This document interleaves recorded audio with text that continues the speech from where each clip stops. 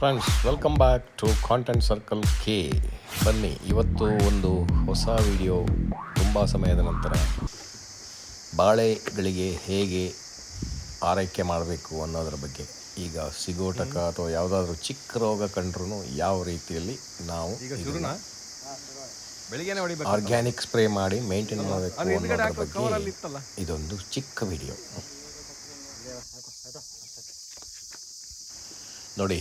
ಈಗ ಸ್ಪ್ರೇಗೆ ಬೇಕಾದಂಥ ಒಂದು ಐಟಮ್ನ ರೆಡಿ ಮಾಡಿ ಬಲ್ವಾನ್ ಕೃಷಿ ಸ್ಪ್ರೇಯರಲ್ಲಿ ಹಾಕಿಬಿಟ್ಟು ನಮ್ಮ ಜಗಣ ಅವರು ಹೊರಟಿದ್ದಾರೆ ಸ್ಪ್ರೇ ಮಾಡೋಕ್ಕೆ. ನೋಡಿ, ಇದು ನಮ್ಮ ಈಗ ಇದರಲ್ಲಿ ಏನೇನು ಹಾಕಿದ್ರಿ ಮಿಕ್ಸರಲ್ಲಿ? ಗಂಜಲ, 1000 ಗಿಡಗಳು.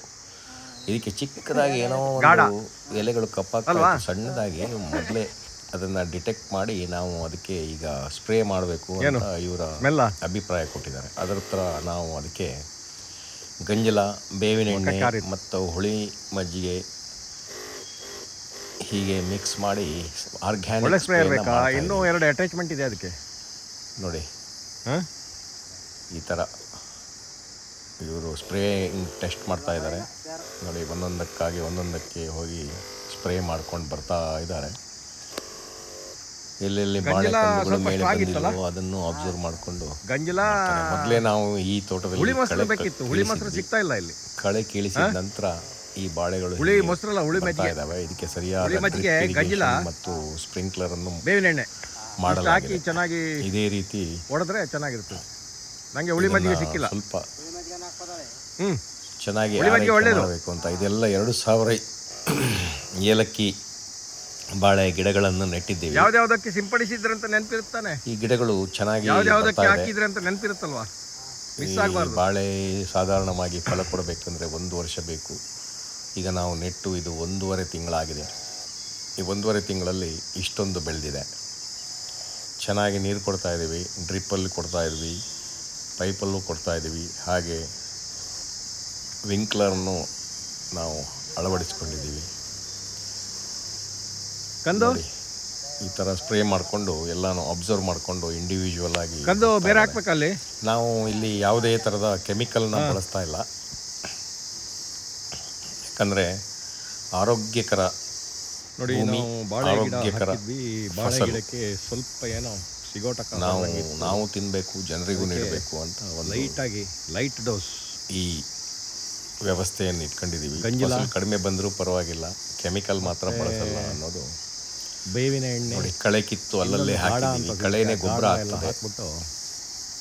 ಲೈಟಾಗಿ ಒಂದು ಹೀಗೆ ಮಾಡಿಕೊಂಡು ನಮ್ಮ ಜಗಣ ಅವರು ಸ್ಪ್ರೇ ಮಾಡ್ಕೊಂಡು ಹೋಗ್ತಾ ಇದ್ದಾರೆ. ಯಾಕಂದರೆ ಇದು ಮೊದಲನೇ ಬಾರಿ ನಾವು ಸ್ಪ್ರೇಯರ್ನ ಯೂಸ್ ಮಾಡ್ತಾ ಇದ್ದೀವಿ. ನಮಗೆ ನಾವು ಯಾವುದೇ ಸ್ಪ್ರೇನೂ ಕೆಮಿಕಲ್ ಸ್ಪ್ರೇನೂ ಮಾಡಲ್ಲ. ಸ್ಪ್ರೇ ಹಿಂಗೆ ಮಾಡೋಣ ಆದರೆ ಮಾಡ್ತಾ ಇದ್ದೀವಿ. ಯಾಕಂದರೆ ಸುಮಾರು 2000 ಬಾಳೆ ಇದೆ. ಸಾವಯವ ಸ್ಪ್ರೇ, ಆದ್ದರಿಂದ ನಾವು ಇದನ್ನು ನಿಯಂತ್ರಣ ಮಾಡೋಣ ಅಂತ ಬಳಸ್ತಾ ಇದ್ದೀವಿ. ನೋಡ್ತಾ ಇದ್ದೀನಿ. ಗೊಬ್ಬರ ಕಟ್ಟಬೇಕಾ ಇದಕ್ಕೆ? ಇವಾಗ ಇದು ಮೊದಲನೇ ಬಾರಿಗೆ ಮಾಡ್ತೀವಿ. ಇನ್ನೊಂದು 15 ದಿವಸ ಬಿಟ್ಟು ಮತ್ತೆ ಪುನಃ ಇದೇ ಥರದ ಒಂದು ಇದನ್ನು. ಯಾವ ಗೊಬ್ಬರ? ಬೇವಿನ ಎಣ್ಣೆ ಒಂದು ಎಷ್ಟು, ನಾವು ಯಾವುದು ಕೆಮಿಕಲ್ ಯೂಸ್ ಮಾಡಲ್ಲ. ನಾವು ಬರೀ ತಿಪ್ಪೆ ಗೊಬ್ಬರ 25ರಿಂದ 50 ml. ತಿಪ್ಪೆ ಗೊಬ್ಬರ ಮತ್ತೆ ಏನು ಇದೆಲ್ಲ ಇದೆಯಲ್ಲ ನಿಮ್ಮದು ಎಲೆ, ಅದು ಇದೆಲ್ಲ ಹಾಕ್ಬಿಟ್ಟು ದೊರಕಿಲ್ಲ. ಆದರೆ ಅದನ್ನು ನಾವು ರೆಡಿ ಮಾಡ್ತಾ ಇದ್ದೀವಿ. ಹುಳಿ ಮಜ್ಜಿಗೆ ನಾವು ಕೆಮಿಕಲ್ ಹಾಕಿ ಭೂಮಿ ಹಾಳು ಮಾಡೋ ರೀತಿ ಸ್ಪ್ರೇ ಮಾಡ್ಕೊಂಡು ಹೋಗಿ ಈ ಬಾಳೆಗಳಿಗೆ ಚೆನ್ನಾಗಿ ಬೆಳೆಸಬೇಕು ಅಂತ ನಮ್ಮ ಐಡಿಯಾ. ಏನೇಳಿ,